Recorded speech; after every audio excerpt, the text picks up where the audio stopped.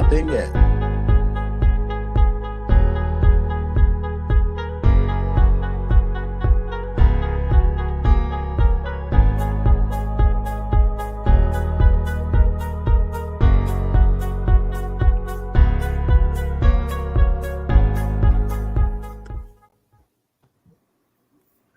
Hey, everybody.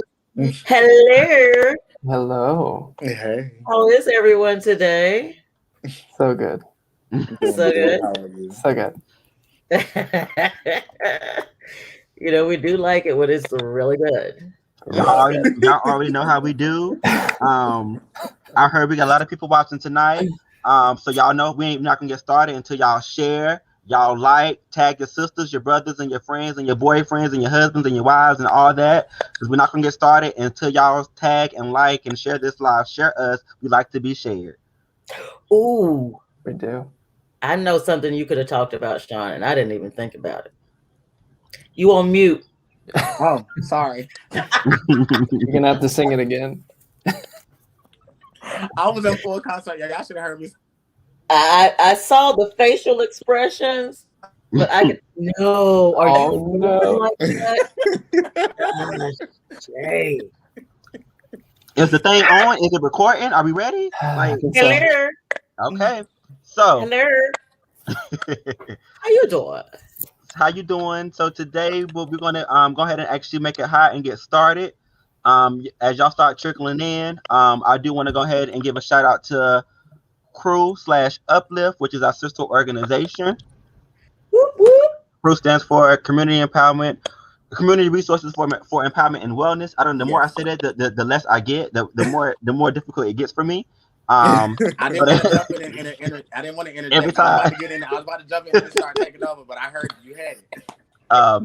So that is our sister organization. They focus on mental health and substance use. If you know someone that may benefit from that program, or you yourself want to benefit from that program, please contact Sean, and he can kind of get you in the right direction. Also, adjacent to that as well, Sean, you're frozen. Or is it me? He's frozen. Okay. It's a really cute freeze. Also adjacent to that as well, Project Uplift is also connected with them directly. As you know, RAIN offers service for people living with or without HIV. However, if you don't want to access services through our PrEP channel, and you do need intensive case management, you can also contact Project Uplift, and they service the whole LGBT community. So we do have a service for that can serve anybody. So if you or yourself are in need, please feel free to contact one of us so we can point you in the right direction. Is there an age limit for Uplift? No age limit for Uplift. Okay. Nope. We also, I want y'all to start getting ready for AIDS Walk. We're going to start flooding your timelines and flooding our advertising with AIDS Walk stuff. So y'all get ready. We're about to start rolling that out and within a couple of weeks. Sean, it is these faces for me. Yeah, I think your connection acting real funny sometimes. You're so cute. Still working it though. He'll be right back. So when he comes back, we're actually going to go ahead and get started with the Listen Up with Sean. So let's go ahead and actually do introductions.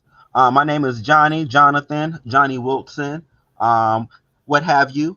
And I am and I am introducing the outreach team. And I want to go ahead and actually no, we're not. Y'all know how. No. What? I said hello. Hi. Hello. You're up first, Patrice. Ooh. Oh, so bad. Hi, I'm Patrice, and I am the prevention case manager here at RAIN. As you can see, they like to make me uncomfortable and make me go first.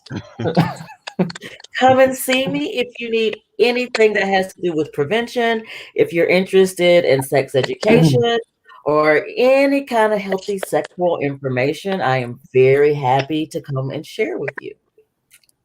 Thank you, Patrice. You're welcome. Hi, I'm Bryce. I'm a peer retention specialist at RAIN. I work with clients who have been out of care for 6 months or longer, and I get them re-engaged in care. Also, if you're newly diagnosed, I get you into care within 2 to 3 weeks of your diagnosis. Realistically, I case manage you for a year, and my job is to teach you how to maintain your care so you can live a long, happy, healthy life being positive.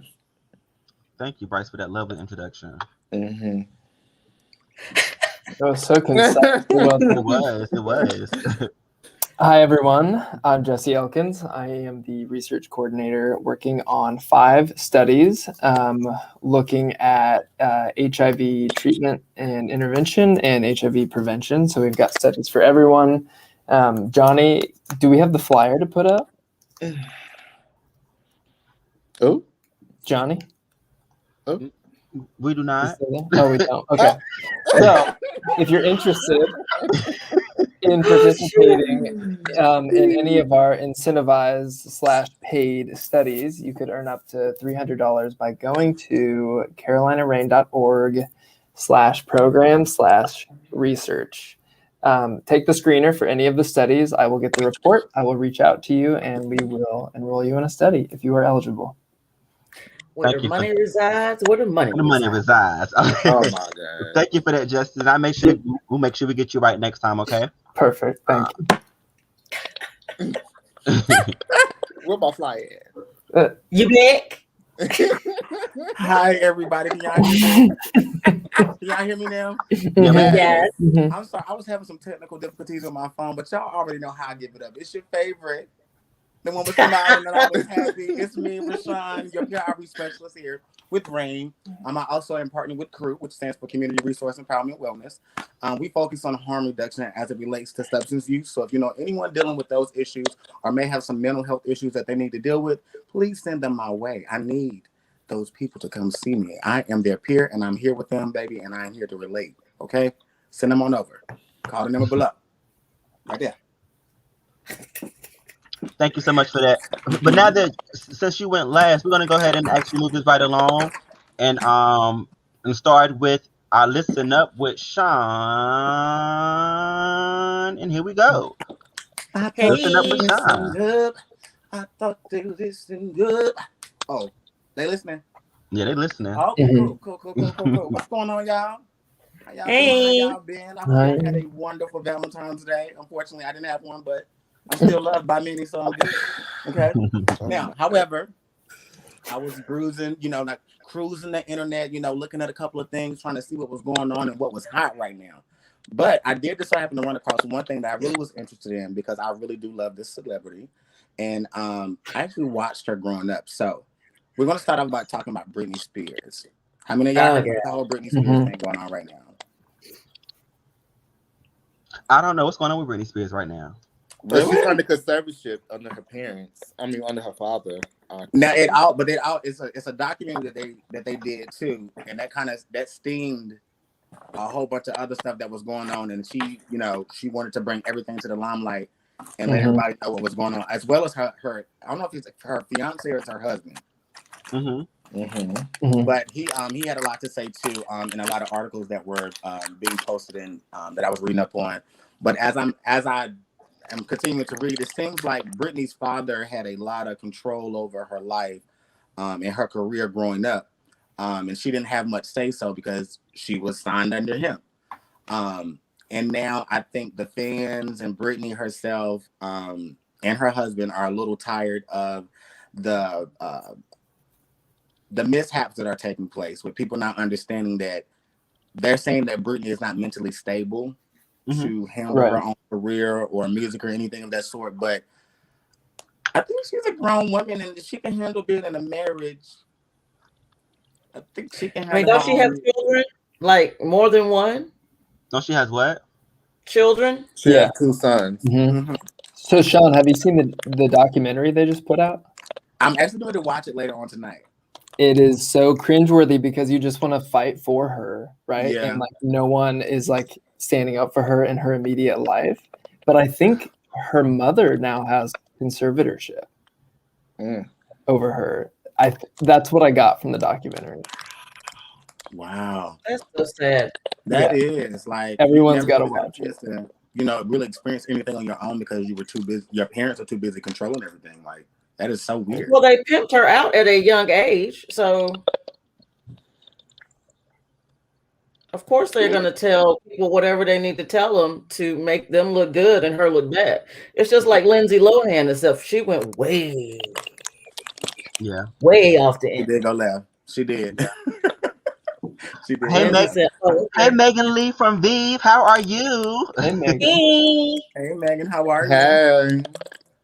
So yes, that whole situation. Hey, Greg. literally I'm had glad to kind be of back. took me beyond. I mean, because I'm a Britney Spears fan, so I guess that's maybe why I'm a little bit more like intact with The it. I love conservatorship it. thing makes me upset because it's perpetuating this idea that she can't live her life even if she does have a mental illness. Like, she can't live a normal life or be a normal mother or a normal person. Like, she needs her parents to still have control of her at 34 years old. Like, Right.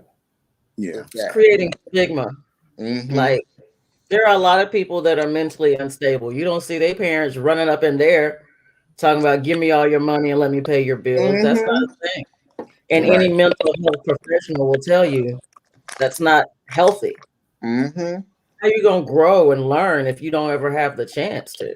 Right. That's true. That's true. That's true. Free Is my Britney. phone still breaking up, you guys? Am I moving slow? No, everything is fine. You look great. So here's the thing, though. I always told myself that, and I know the situation and circumstances are different. And we're gonna wrap this up real quick so we can move on to the next one.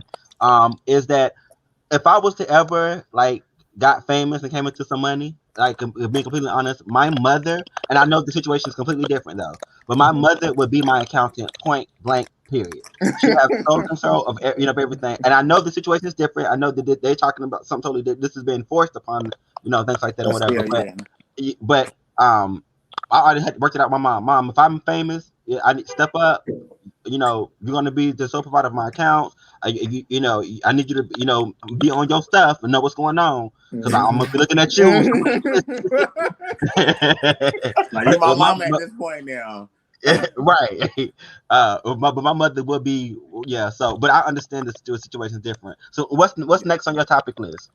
Ooh, so the next one is very, very simple. It's nothing too major, nothing too big. I don't know how many Beyonce fans that I have viewing right now, but I am one of the biggest Beyonce fans. Y'all already know how I am when it comes to Beyonce and anything that mother does. I am always on top of it. So she just so happened to recently release Let another me do line. this.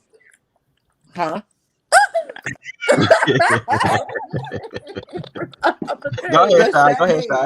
Go ahead, Sean.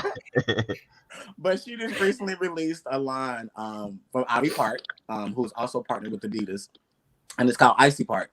I am very intrigued with it because Beyonce always goes above and beyond, like when it comes to like her clothing and the way that she actually delivers her clothing to these celebrities or people, her friends or whomever she may be shipping it to. But she just so happened to release a new pair of shoes, and they get it delivered in an ice box. Like, literally, the shoes are delivered in a literal piece of ice. Like, it's ice, and the shoes are in the ice box. So I thought that was just like, I don't know. I felt like if you're gonna do something, you gotta really do it. You know what I mean? Like, and she really gave the full effect of the whole like Icy Park concept because most of the clothes are white. Like a beige, a pink, and I think she did like a brownish looking color. If I'm not mistaken, but it's kind of like all like neutral colors that can literally match with anything. So like, have y'all even seen any of this? What I'm talking about? Or no, I haven't seen any. So you said no, Jesse? Yeah, I haven't seen any. Beyonce's mom posted a video on Instagram of some shoes that Beyonce had sent her, and it was in a block of ice. And so literally it took a couple of days for the ice to melt, right? And then she was out there chopping some days she just let it melt and things like that. And so like after it melted, the shoes were in, it was like wrapped in like a nice little plastic ceramic wrap so the shoes weren't affected. But it was like, it's a process. So it's interesting to see like the whole thing. It's a presentation. I will do it. How would you think to put a pair of shoes in ice? Like, it's a presentation. Because it's Icy Park. But speaking of ice, thank you for that, Sean. Before we go into our main topic, it'll be crazy for us and for me not to say something in regards to the people that have been affected by the ice storm. In the Midwest. The Midwest area, things like that. Our hearts goes out to all of you guys. Hopefully we can try to send some sun your way and some power your way, and things like that. I do know that people are really affected by that. I have some loved ones that are out in the area as well that I've been checking on that have been without power for 24 to 48 hours. So somebody not actually without 3. Actually, this is the 4th day. 4th day. Mm-hmm. Yeah. So our hearts go out. We're sending loves and things like that your way. And so please, I'm asking, if you could to try to check on your people that are out in those spaces. Things like, and make sure they're safe and stuff. So Can I give a shout out to Tent City before you move up along? Go ahead. Oh yeah. If anybody didn't know, the people in Tent City were told Wednesday night, some Thursday morning, that they had to be out in 72 hours and Tent City had to be cleaned out. The reason that they gave is rats. However, those rats have been in Tent City biting and attacking people for the last 2 months. So just, think about them. And if you have time to, go by, give some of your time if you don't have money. That means a lot to people. Just to see that somebody cares. Thanks. Just to chime in real quickly, if you have a coat or any type of belongings that you are willing to give away, please bring them to Club Chasers where I will be. We are doing a thing for Tent City for people with coats and blankets. Bring them there. We actually give you a free drink if you come and you bring it. We won't give you something for giving back to the community. So just come on out. If you have some jackets, blankets, please bring them to Club Chasers. I'll provide the information later. Is it any time, Sean? Can you just bring him by? Can you just bring him by anytime? Yep. Mm-hmm. Cool. Thank you, Sean, and thank you, Club Chasers, for doing that and sponsoring that. And thank you, we appreciate that. So without further ado, I'm going to segue into our main topic. Today's main topic is medical mistrust, COVID vaccine, and the Black community. And we have a special guest that we're going to be bringing on in just a second. But I did want to kind of give him a introduction.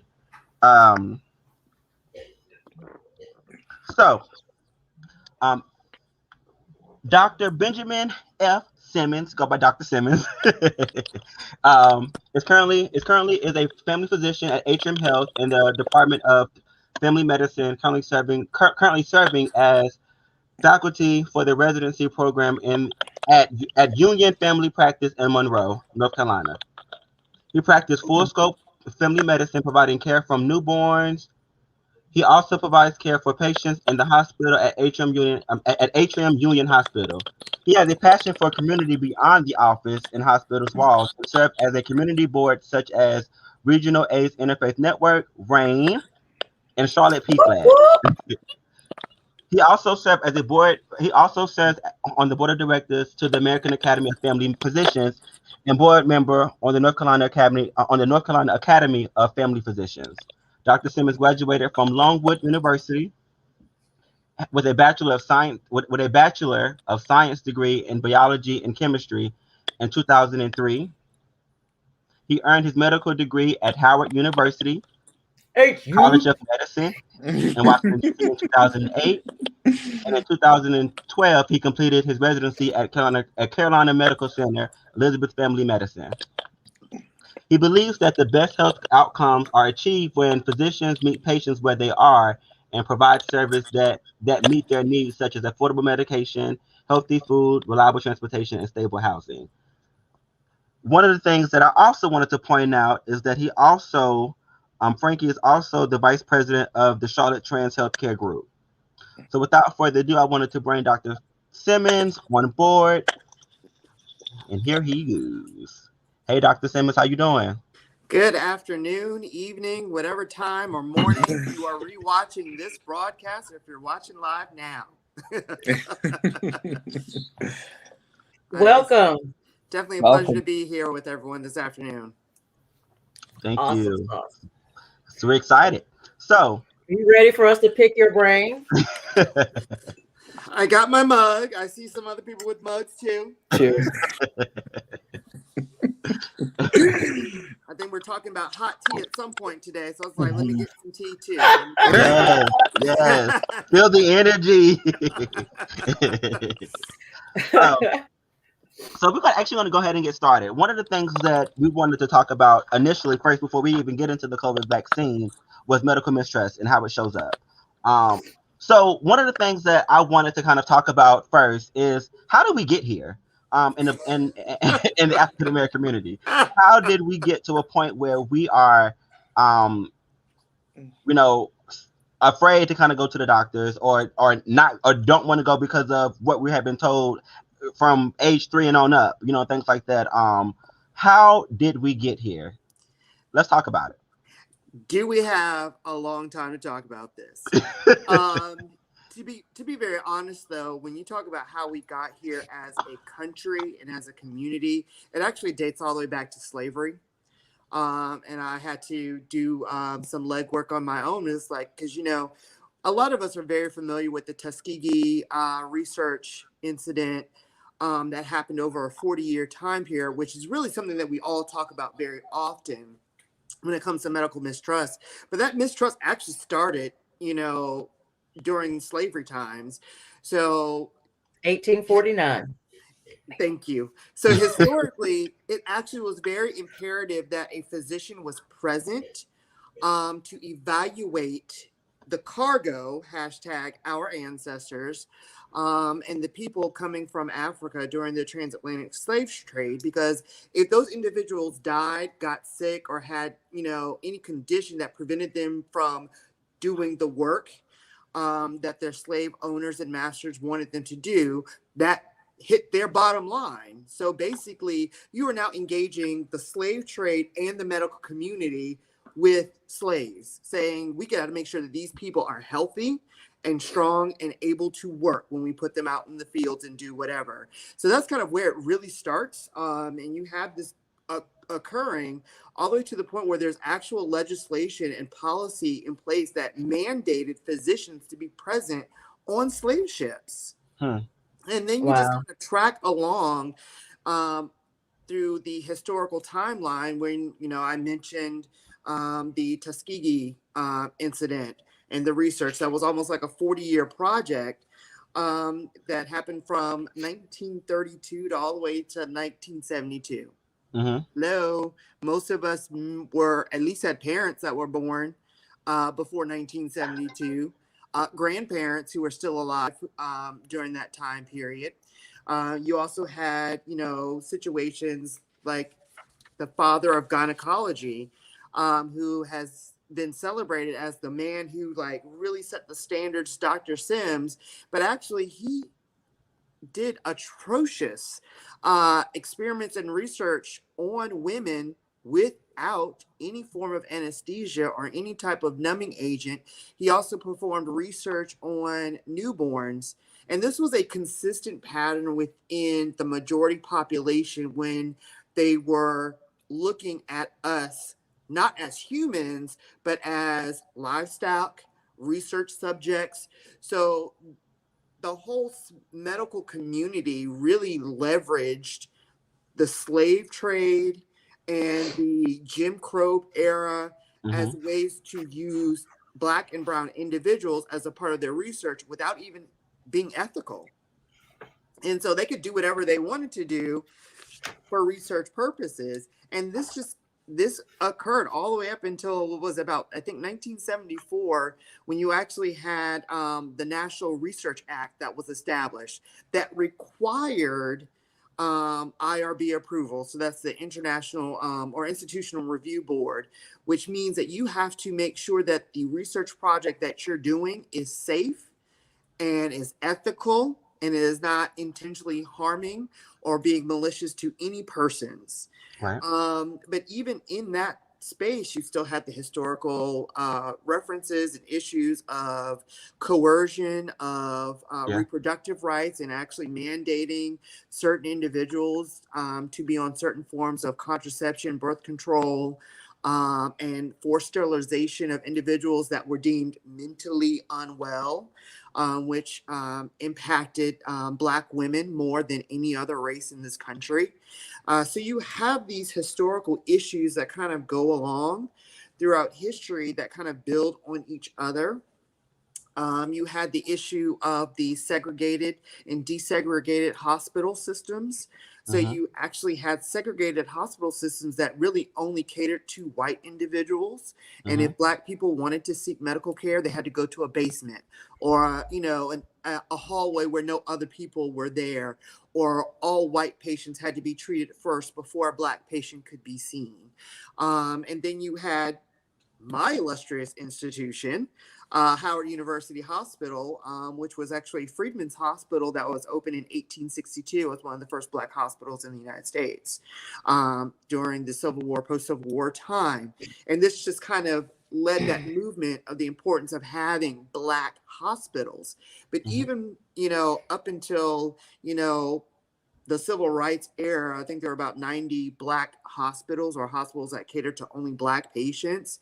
They still only had substandard equipment. They didn't have the same equipment that the majority white hospitals had. They didn't have the same staffing model that majority white hospitals had. They didn't have the same resources that the traditional white hospitals had. So with all of that being said, our grandparents were around during that time period. I have a grandmother. She's 90 years old. She remembers this. She remembers the white water fountain, the colored water fountain. My dad, still alive, he remembers that. So when you're talking about how it affects us in 2021, I mean, I literally was raised by people who are telling me the stories that they lived through. It's not like I'm reading it in a history book. Like my grandmother said, I remember seeing KKK, come down the street. I remember when so-and-so in our neighborhood had a cross burning in our yard. So these are things that, y'all can read my bio. So, I'm no spring chicken. I'm 40 years old. No shying away from that. But as a 40-year-old individual in the society, these are the stories that I keep with me. And these are the conversations we had at the dinner table of be thankful that we can go out to a restaurant. Be thankful that you can go to, at the time, Sears or JCPenney and walk through the front door and not have to worry about a white water fountain or a colored water fountain.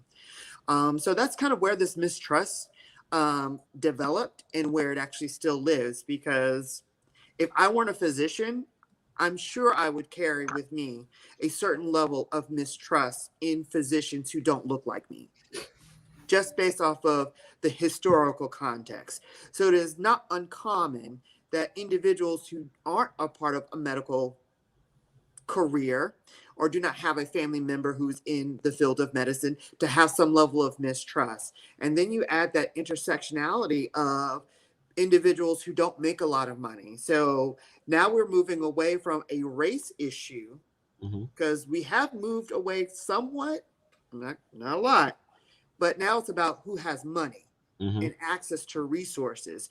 So now you're talking about individuals who are of a lower socioeconomic status who also have that mistrust because, granted, what's also included in the history book is even poor white people were treated as research subjects in the historical context, along with the slaves. Quite a few. Right. I mean, So children. it wasn't that you were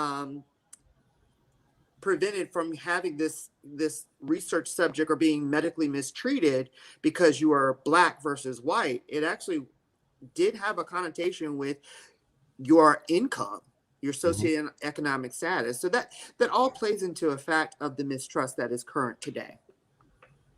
Yeah, and to go along with that, I actually watched a movie. Have anybody ever seen the movie called? I think it's called Black Box. Anybody never seen it? So it's with Felicia Rashad, and she serves as a I believe it's she served as a neurologist, and it was about like she had her son had died, and she had like actually put his conscience inside of a box, and then tried to and was doing trials behind the scenes because she was a physician behind the scenes on different patients to see if she can insert their conscience inside of a new person. And so she was doing these trials and got approved for it and things like that and whatever, but nobody kind of knew agenda behind what she was actually trying to do, things like that.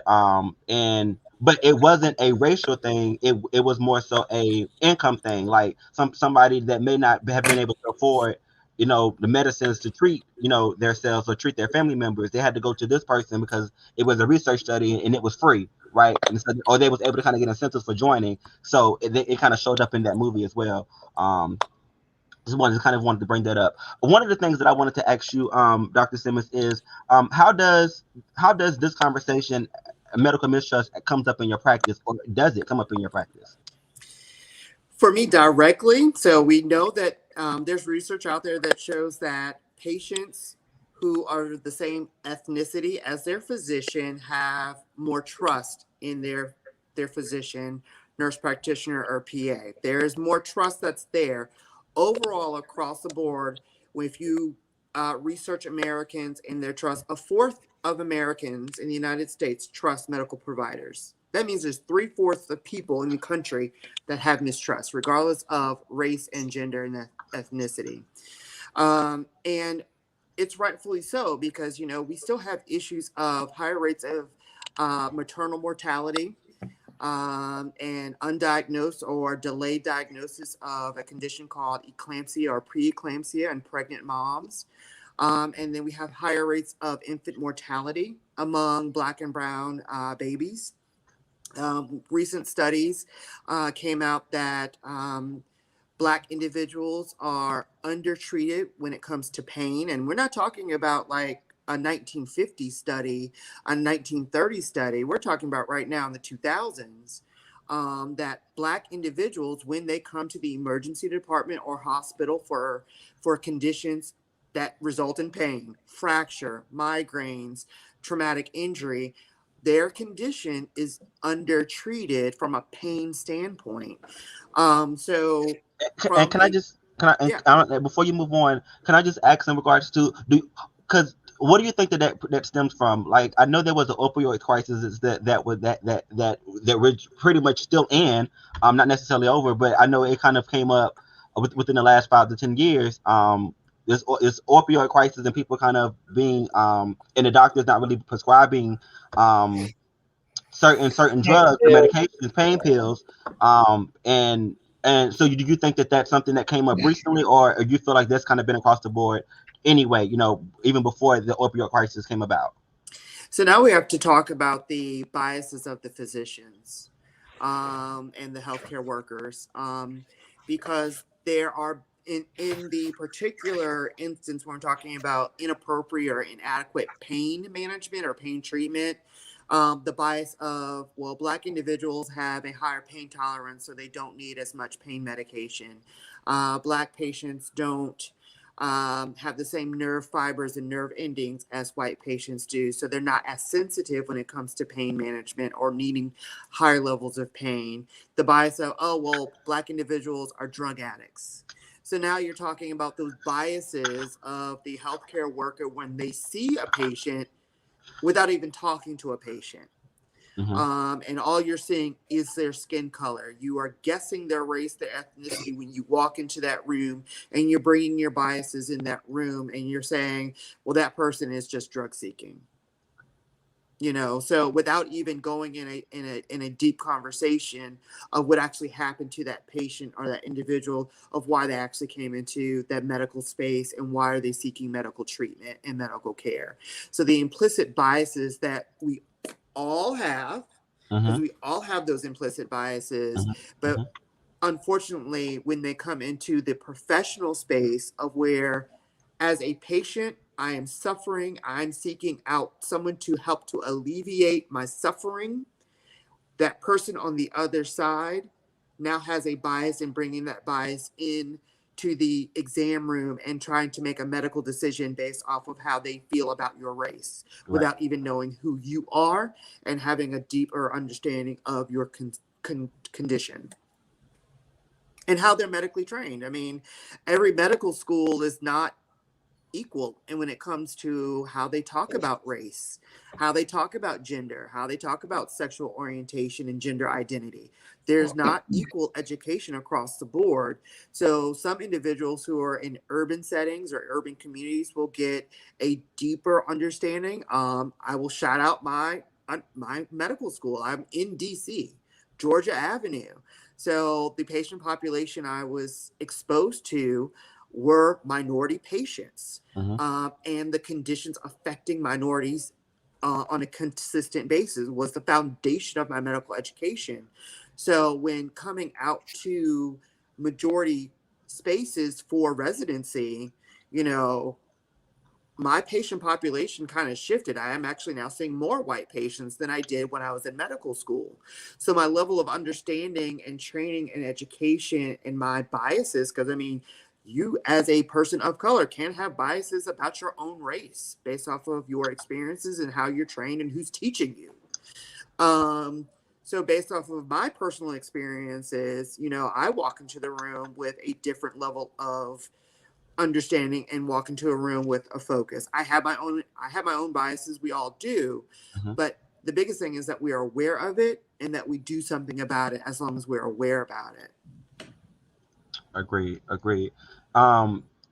As it relates to medical mistrust and back to your practice, I cut you off. Am I bad about that? Any event that it does come up, or if it has come up in your practice, how do you navigate that conversation? So it's really funny how you kind of say navigate that conversation. And we're also talking about the COVID vaccine. And I'm not intentionally trying to bridge the COVID vaccine, but it is very often that I have had my patients say, well, would you do that for your family member? And, even minority patients kind of question like, okay, I hear you, doc. Yep, this sounds like a decent plan, I guess. But if this were your family member, would you do the same? Right. And so oftentimes I do say, if this were my grandmother, if this was my brother, my sister, my aunt, my uncle, this is what I would recommend. This is what the data shows in regards to this medical treatment and this therapy. And, the challenges do come up more so when I'm in the hospital caring for patients and when you're kind of getting in those serious conditions like end of life care, and you're really trying to have that difficult conversation of when do we pivot from full court press of throw every medication at the patient, or do we need to pivot and switch to comfort care? Because oftentimes what I hear is, oh, well, you're trying to give up on my family member. Because we're Black, you're trying to quit on us. You don't care about us. You just want us to go away. And I've heard that before. So those conversations do come up in the different settings at different levels of medical care and the different life stages of patients from my experiences and what I have seen. Okay. And this is all researchable. You can actually read the data and research, medical mistrust in the African community, and you can come up with article after article that highlights these instances across the board in every specialty. And before I move on, because I am chugging along, did anybody have anything they want to add to this before we move on? I just wanted to comment that the picture that you painted of this this vicious cycle, the cyclical nature of people showing up at a medical practice and years of historical oppression and bias like this, it's given me a different view, like how people show up at different levels of medical mistrust depending on where they are in that vicious cycle. So thank you for that. That's a really eye-opening visual. Yeah. And it's funny that you said that, Justice. I was going to say that at the end, but I'm going to go ahead and just say it now because you just brought it up. But I have never I've been enlightened in regards to as far as how far back actual medical mistrust dates, because again, when I think about medical mistrust, I'm going straight to the trials and things like that we experienced back in the 1938 to 1970 and things like that. So I'm thinking about stuff like that as opposed to the slave trade and there was an agenda there and why the doctor was on like I've never really tied that together. So I appreciate that imagery as well. What are some ways that medical mistrust might manifest that could not be as cannot be as easily recognizable? So,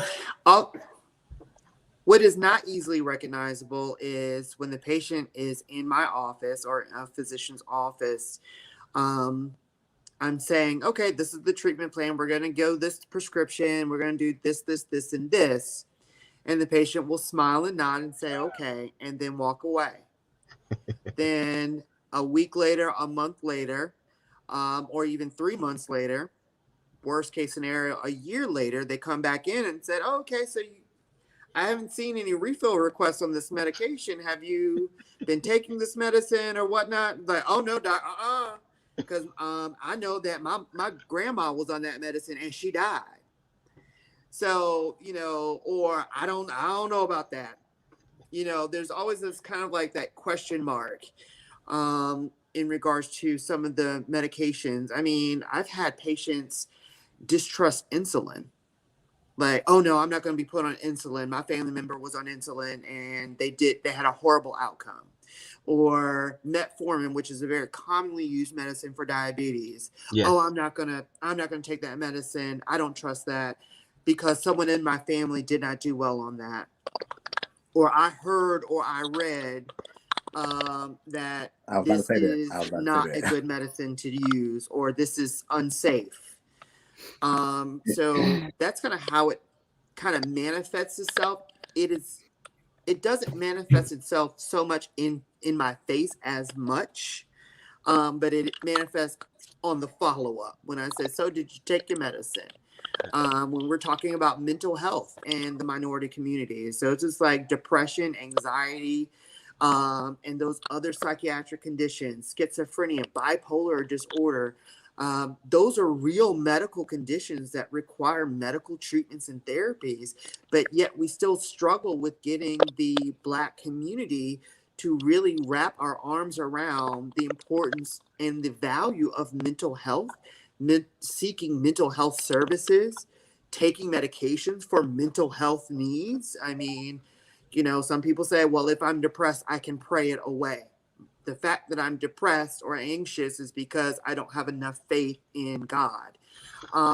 When in reality, there are evidence-based findings and scientific findings of why these medical conditions occur and the evidence behind the medical treatment to help with those conditions. So, I mean, we're looking at this at so many different angles, not just from the racial trust or the racially based mistrust, but also a religious or a spiritual belief about disease and treatment.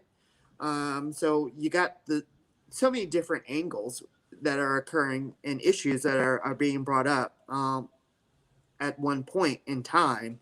And then, let's not add on COVID. And we did. And, in 2020, we added on COVID. So now you're just really highlighting that and magnifying that. One of the things that sticks out to me the most is like when you said in your face is something different than when they go home or something. Like my grandmother used to always say, I am not claiming the sugars. So she wouldn't take medicine for it. She used to tell me, I'm not claiming that. Don't say that. Don't put that on me. I'm not claiming it. But hey, you've been diagnosed with it. We want to make sure that you know. So what was you about to say, Sean? I cut you off as well. No, I was, because even when Dr. Simmons was speaking earlier about like the mistrust when it comes to medicine, even when it comes to HIV, I've heard in the Black community, like people like, oh, you taking that medicine, they're trying to kill you.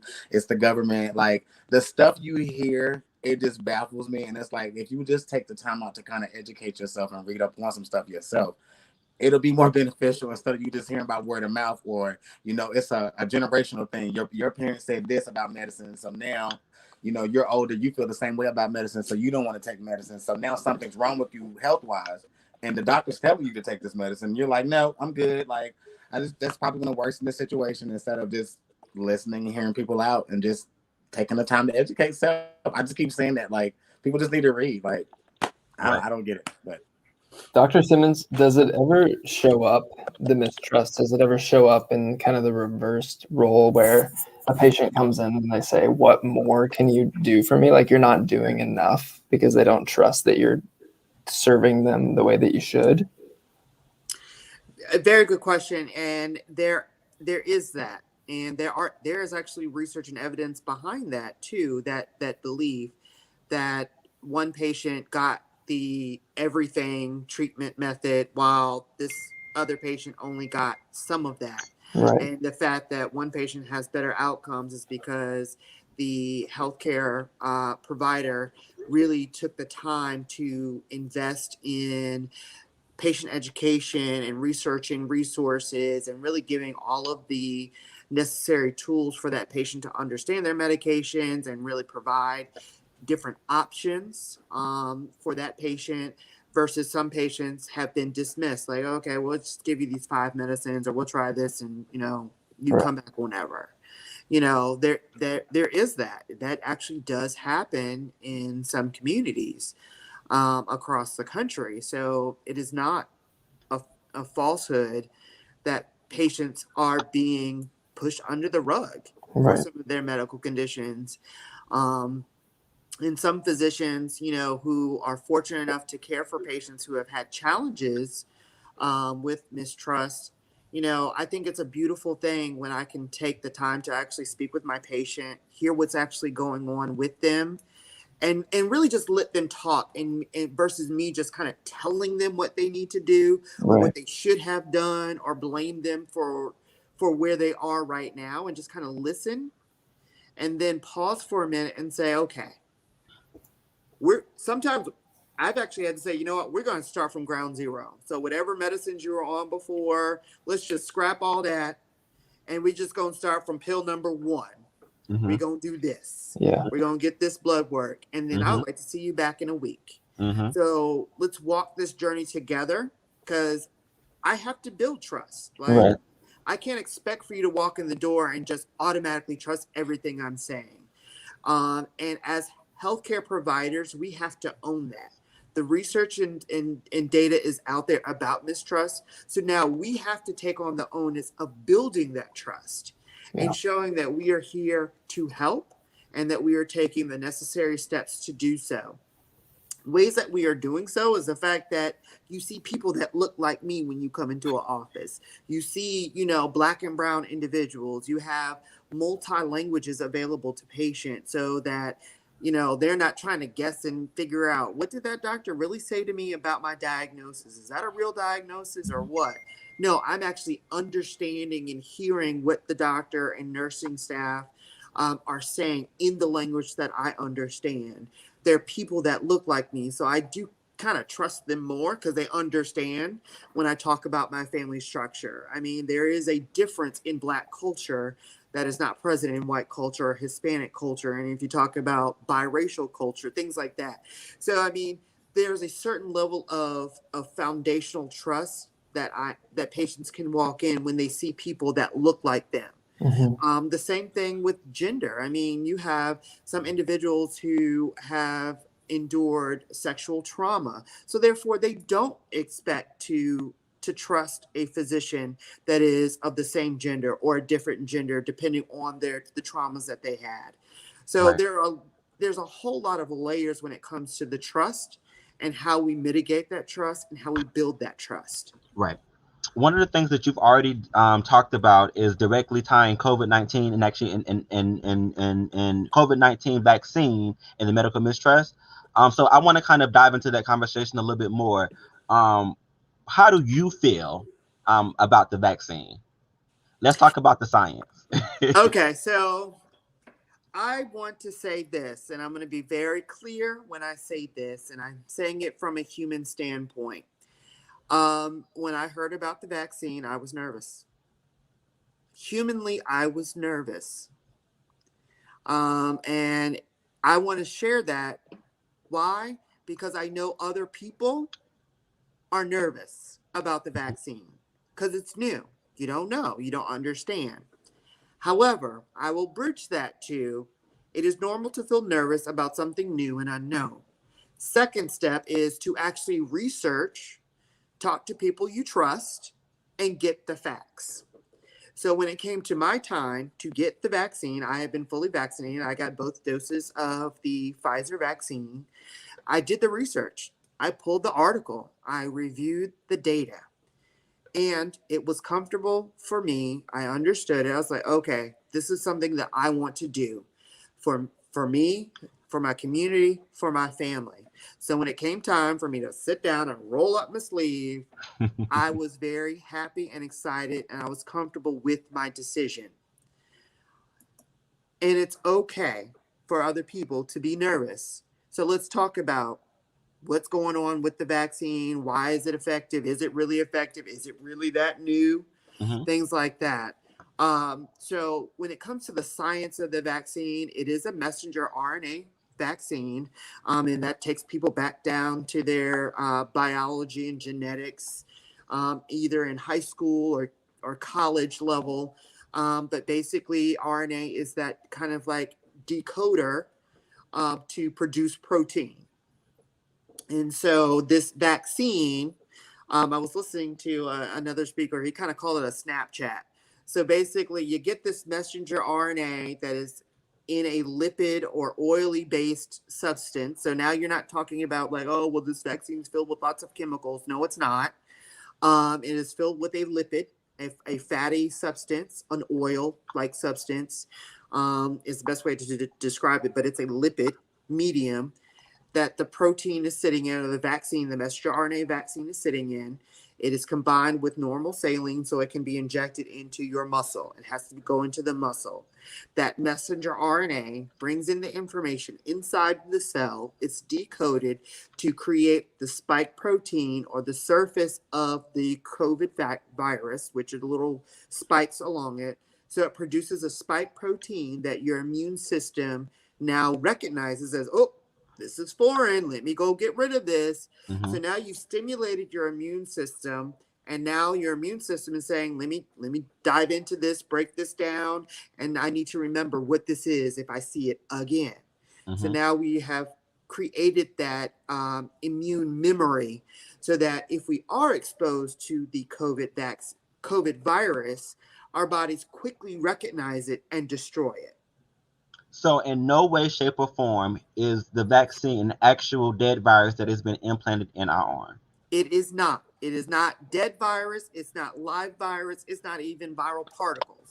Thank you for Because asking. there are different viruses different vaccines out there that fall along those different courses, whether it's portions of a bacteria or virus, or if it's the virus itself, or a denatured or kind of chemically treated or heat treated. So there are vaccines out there like that, but COVID vaccine is not. Okay.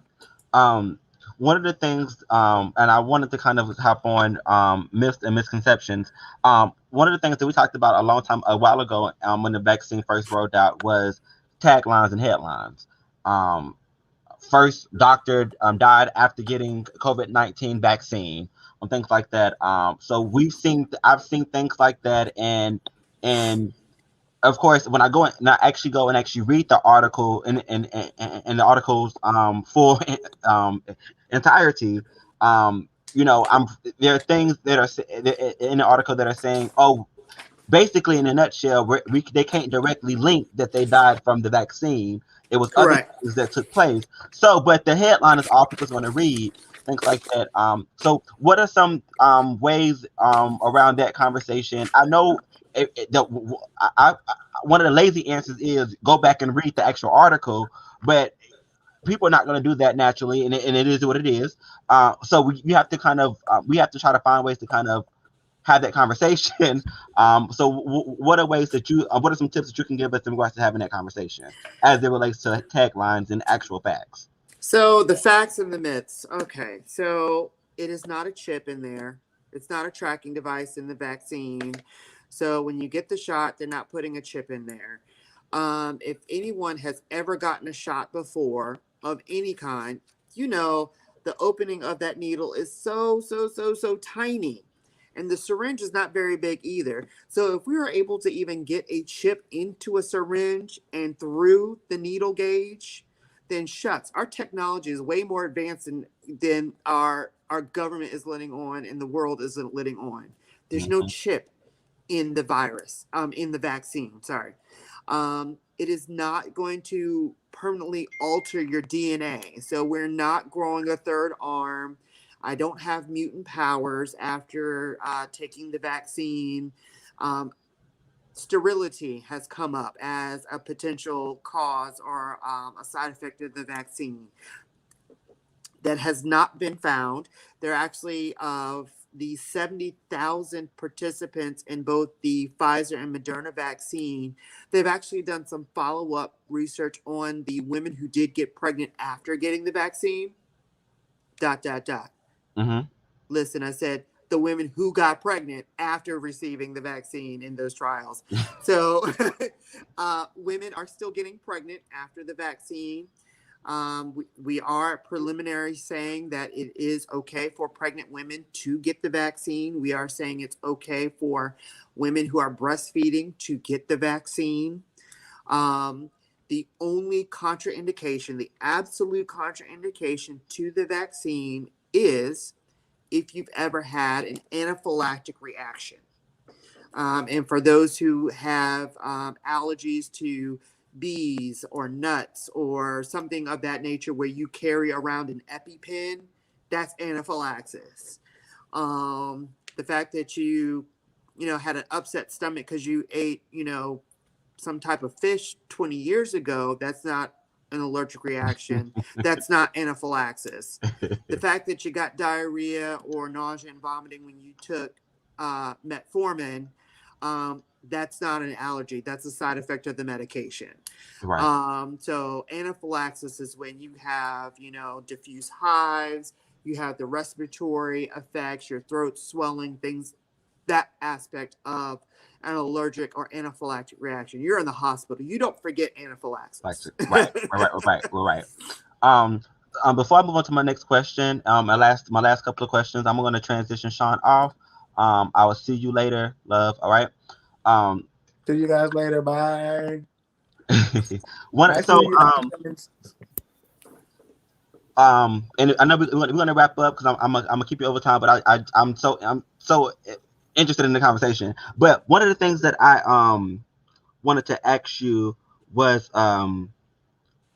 so another conversation that I can't seem to get past, or it's hard to kind of argue, or not necessarily argue, but to kind of combat is the importance of getting the vaccine. So a person, I'm talking about the vaccine, and the combat is, oh, I don't even get the flu shot, so I don't know what else, like after that, I feel like the conversation is dead because where do I go from there? You know what I'm saying? Like in regards to like.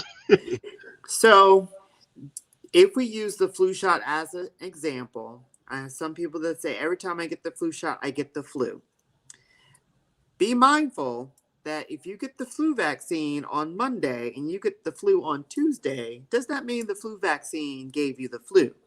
You were already exposed to the flu before you got the vaccine. It was already just kind of brewing, waiting to show its symptoms. The actual flu vaccine takes about 4 weeks for it to really be effective and have your immune system fully protected against the flu virus. And it's not as effective as the COVID vaccine. COVID vaccine is like 94, 95% effective when you're talking about Pfizer and Moderna, when the flu vaccine is significantly lower than that. So there's still a percentage and a risk of getting the flu even after the flu vaccine. The flu mutates, and it mutates annually. And how the vaccine is produced, they base it off of the previous year's flu patterns. So yeah, you can get the flu vaccine and you can still get the flu because the pattern or the variant had changed or the flu had mutated. So dispelling that myth, you're going to have some people that are just going to be like, no, I'm never taking the flu vaccine. Okay, fine. The science shows that you do not get the flu from the flu vaccine. I'm not moving on that, not budging on that. I don't have to. You can do your research and do the studies on that. But you know what? If that is oftentimes not a battle I'm willing to harp on long term. Yeah. I just kind of listened to the patient and said, well, technically the flu vaccine doesn't cause the flu. However, let's talk about COVID vaccine. It's 95% effective. And I much rather get the the COVID vaccine, and I also got the flu vaccine too. I much rather get the COVID vaccine than COVID. Right. I don't want COVID Right. because some of the long-term effects of COVID, are prolonged shortness of breath, prolonged fatigue, prolonged cardiac issues, blood clots that affect in the legs or in the lungs. So there's a lot of other complications of COVID that we're still learning, even a year later after the start of this pandemic. The vaccine is our next step in combating this pandemic. We want to get rid of COVID. We want to get back to some sense of normalcy. I want to walk around without wearing a face mask. I want to gather in, a large gathering of folks. I'm an extrovert. I love people. I like being around people. Right. So the fact that I got to sit at home, not fun. Right. I do it. I wear my mask, I socially distance, but it's not what I want to do within my nature. I want to be around people. I want to go out to restaurants. I want to hang out at the bars. I want to go to Disney World. I want to go on vacation. Right. I want to get served on a flight. Things like that we can't do right now. Right. Food and not the little pretzel snacks and Right. stuff in the bag. So, and this is my very last question. I know we got to wrap up. My very last question is, what are there are people that don't know how to put into words their concerns. And for instance, my grandmother, I have been having conversations with her about signing her up to get the vaccine. And there's not really nothing to kind of she's combating with back. Like it's kind of like I don't know if I want to do it. I'll wait and things like that. But there's no reason why. And things like that. And I know we talked about medical mistrust and we talked about the COVID-19 and why people's concerns are valid, right? But I guess my question is for people that are on the fence and that haven't made a decision, yes or no, what are some tips that you can give us to promote a better conversation to try to get another outcome, or a better outcome rather, in regards to them getting the vaccine? Well, we have to get through the whole medical mistrust. It is part of our history. It is something that we experience and live with. But if you think about the vaccine was also helped produced and researched by a Black woman. One of the main individuals who helped with the production and research was someone of color. You have people of color. You have Black people and Hispanics and Indian and Asian and white people. Everybody's getting the vaccine. It's not like when they drop the vaccine from a vial, they say, okay, this is for Black people. Let me draw up this vial for this person, and I'm going to shoot this experimental. No, it's a multi-dose vial. So you pull up the vaccine from those vials, and then you put them all together, and you just start giving them. Right. So the reality is that everyone's getting it in the sense of, all races, ethnicities, and genders are getting this vaccine. I think the current data in the email that I got this afternoon was like a little over 10% of North Carolinians have had at least the first dose. Mm-hmm. So technically it's like 10.8%. So basically 11% of North Carolinians have had the first dose already. And we have had about 5% of North Carolinians who are now had their second dose. So almost at full immunity with against the vaccine. So we're making strides, we're getting there. But there has not been one death related to the vaccine. Right. The complications that people were nervous about the vaccine, haven't happened. What does happen is maybe some fever, some mild body aches, some joint, some injection site discomfort that's lasting 24, 48 hours. Mm-hmm. So the things that we are expecting to happen are happening. Headache, We want your body to do this. This is your immune system saying, I'm doing something. Right. It is not an opportunity and a time for people to be afraid, like, oh my gosh, I have body aches and chills and fever. This vaccine is killing me. No, no, no, no, no. Your immune system is doing what it's supposed to be doing and recognizing that something foreign is present and mounting a response. Okay, I know I said that was the last question, but one more question. What does immunity mean? So, and I asked that question in a sense of, I think that there is a misinformation in regards to I'm getting the vaccine. I'm fully vaccinated. I've had both shots, right? So can I still pass COVID and not and just not get sick from it myself, or or is it not something that I can transmit to other people as well? Like, is it like bounce? Is there a shield that COVID is bouncing off where I'm not able to kind of give it to somebody else? What does immunity actually means? Great question. So mindful, the vaccine is about 95% effective in preventing COVID. So that leaves 5% chance that you can get COVID after being vaccinated. There is a potential risk that you could be a silent carrier if you are that. You get that 5% risk or chance of getting COVID, so you could spread it to someone else. So the immunity, like I said, is you have 95% effectiveness at preventing from contracting COVID. You still need to mask. You still need to social distance. And I think there's a really great question that popped up. So the goal actually is to have about 80% of individuals vaccinated in order to show that we have a quote unquote herd immunity based off of the research and data. If we can get to 80% of individuals vaccinated, that's pretty much considered herd immunity in that regard. Now, when you're talking about herd immunity of, well, we're just going to let everyone that's going to get sick, and those who don't get sick, congratulations, you didn't get sick during the pandemic. We are seeing individuals who can get COVID a second time.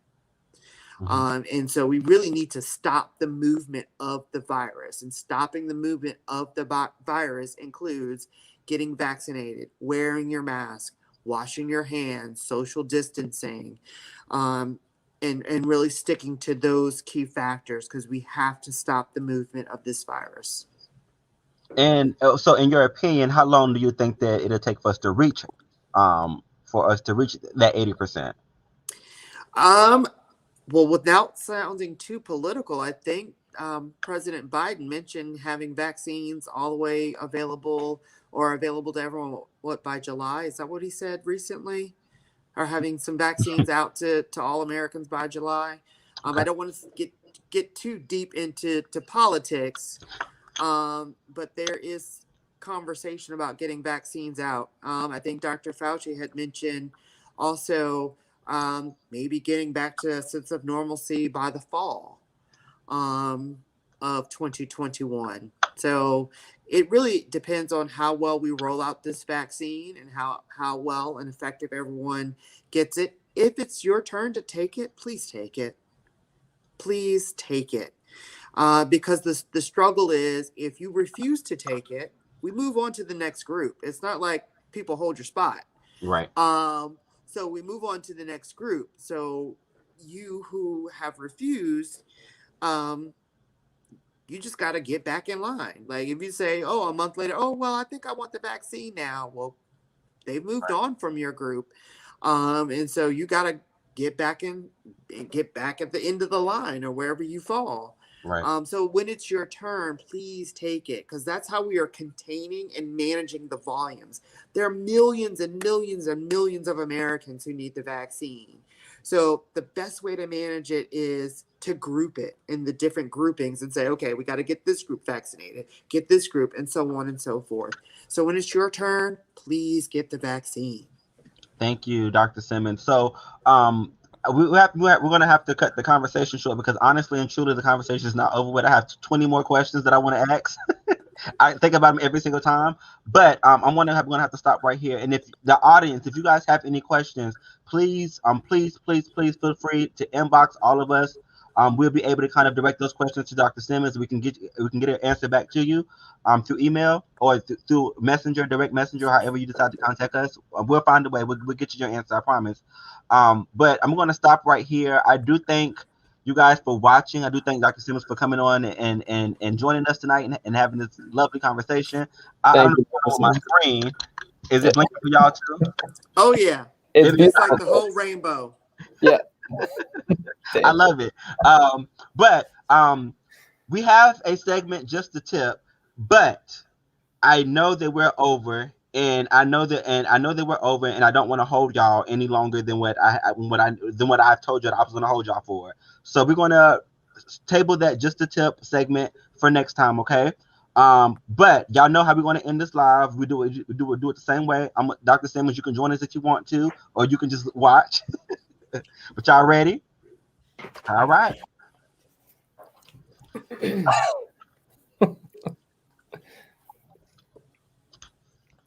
Always remember, getting tested is what? Sexy.